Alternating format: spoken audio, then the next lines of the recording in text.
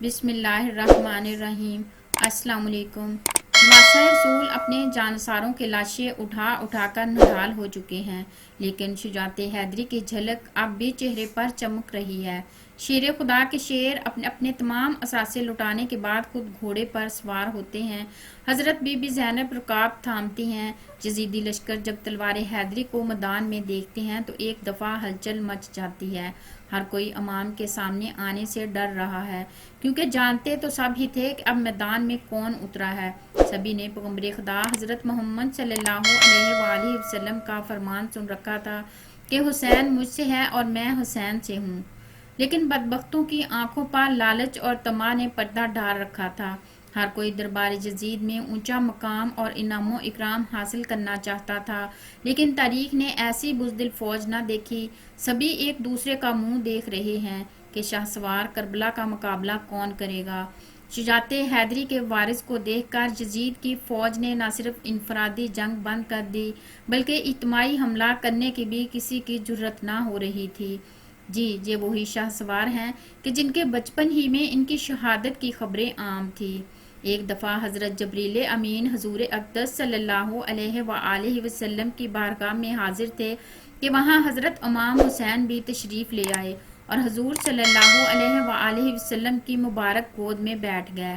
جبریل امین نے عرض کیا، اے اللہ کے رسول، آپ کی امت آپ کے اس بیٹے کو شہید کر دے گی۔ حضرت جبریل نے مقام شہادت بھی بتایا اور مٹی بھی پیش کی۔ اب حال یہ ہے کہ نواسہ رسول حضرت امام حسین میدان کی طرف بڑھ رہے ہیں اور بزدل فوج دور سے ہی تیر چلا رہی ہے کہ کہیں اگر یہ ہمارے قریب پہنچ گیا تو ہم نہیں بچ پائیں گے۔ امام علی مقام کو تیر لگ چکے ہیں۔ شمشیر حیدری پر پورا لشکر یکبارگی سے حملہ آور ہوتا ہے۔ خوف کے مارے فوجیوں کی گردنیں کٹ رہی ہیں۔ سینکڑوں یزیدی فوجی جہنم واصل ہو چکے ہیں کہ اچانک امام علی مقام کو اذان کی آواز آئی اور آپ نے اپنی تلوار روک دی اور نماز پڑھنے کی مہلت مانگی۔ یہی وہ وقت تھا کہ جب شمر کے جوش دلانے پر مالک کندی نے پیچھے سے ایک ایسا وار کیا کہ تلوار کلاہ مبارک کو کاٹتی ہوئی کاسہ سر تک پہنچ گئی۔ خون کا فوارہ نکل پڑا۔ جیسے جیسے وقت گزرتا گیا امام کے جسم پر تلواروں، نیزوں اور تیروں کے زخم بڑھتے جا رہے تھے، لیکن پھر بھی کسی کی ہمت نہ تھی کہ شجاعت کے اس کوہ گراں کو شہید کر سکے۔ شمر ملعون کے کہنے پر سب نے تیروں کی برسات کر دی۔ خولی بن یزید نواسہ رسول صلی اللہ علیہ وآلہ وسلم کا سر کاٹنے کے لیے آگے بڑھا، لیکن ہاتھ کانپ گئے۔ پھر شقی القلب، بدبخت اور ذلیل سنان بن انس آگے بڑھا اور انعام و اکرام کے لالچ میں امام علی مقام کا سر تن سے جدا کیا۔ ملعون ابن زیاد کے حکم پر تمام سر نیزوں پر چڑھا دیے گئے اور جسم اطہر کو گھوڑوں کی ٹاپوں تلے پامال کیا گیا۔ شہادت حسین رضی اللہ تعالیٰ عنہ تاریخی انسانی کا ایک غیر معمولی واقعہ ہے کہ پیغمبر کے پیروکاروں نے اپنے نبی صلی اللہ علیہ وآلہ وسلم کے نواسے کو بے دردی سے شہید کر کے اس کا سر اقدس نیزے پر سجایا۔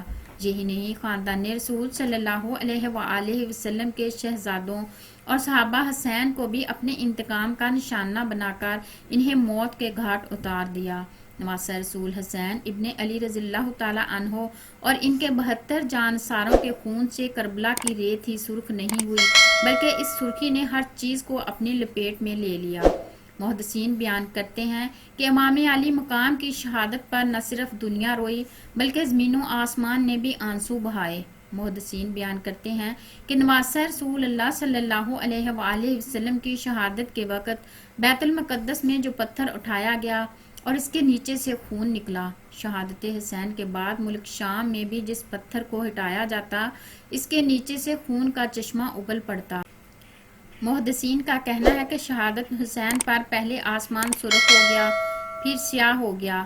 امام طبرانی معجم الکبیر میں محمد بن سیرین سے روایت کرتے ہیں کہ حضرت امام حسین رضی اللہ تعالیٰ عنہ کی شہادت کے وقت آسمان پر سرخی چھائی رہی۔ اس کے علاوہ امام بیہقی نے اپنی کتاب دلائل النبوۃ البیہقی میں یہ روایت نقل کی ہے کہ حضرت علی بن مظہر نے اپنی دادی سے یہ روایت کی ہے کہ انہوں نے کہا کہ امام حسین رضی اللہ تعالیٰ عنہ کے زمانے میں کم عمر دوشیزہ تھی۔ اس وقت آسمان کئی دنوں تک جمے ہوئے خون کی مانند ہو گیا تھا۔ حضرت امام حسین کی شہادت کے بعد سید زادیوں کو قیدی بنا لیا جاتا ہے۔ اب اسیران کربلا کا قافلہ شہیدوں کے سروں کے ساتھ کوفہ کی جانب روانہ ہو جاتا ہے۔ ادھر کربلا کی ریت پر سید زادوں کے جسم بغیر سروں کے بے گور و کفن بکھرے پڑے ہیں۔ اللہ اکبر! تاریخ گواہ ہے کہ شہادت کے 3 دن بعد 13 محرم کو مقام غازریہ سے قبیلہ بنی اسد سے خواتین دریائے فرات پر پانی لینے آئیں تو انہوں نے بغیر سروں کے جسموں کو بکھرے دیکھا تو سب کی چیخیں نکل گئی، واپس گھروں کو لوٹیں اور اپنے مردوں کو بتایا کہ خاندان نبوت کی لاشیں بکھری پڑی ہیں، ہمیں ان کو دفنانا چاہیے۔ چنانچہ کچھ مرد ان کے ساتھ میدان کربلا پہنچے اور قبریں کھودنا شروع کر دی۔ سبھی جنازہ پڑھنے کے لیے تیار تھے کہ اتنے میں ایک گھوڑے پر سوار شخص آیا اور امام حسین کے جسم کے ساتھ لپٹ کر رویا۔ اس شخص کا رعب و دبدبہ اتنا تھا کہ ان کے لیے مصلی خالی کر دیا گیا۔ انہوں نے نماز جنازہ پڑھایا اور پھر ایک ایک جسم کو نام سے پکارتے اور دفن کرتے رہے۔ سب سے آخر میں حضرت عباس علمدار کو دفنایا گیا۔ جب وہ گھوڑا سوار جانے لگا تو قبیلہ بنو اسد نے پوچھا کہ آپ کون ہیں؟ جواب ملا، میں علی بن حسین ہوں۔ یہ کہہ کر وہ چل دیے اور نظروں سے اوجھل ہو گئے۔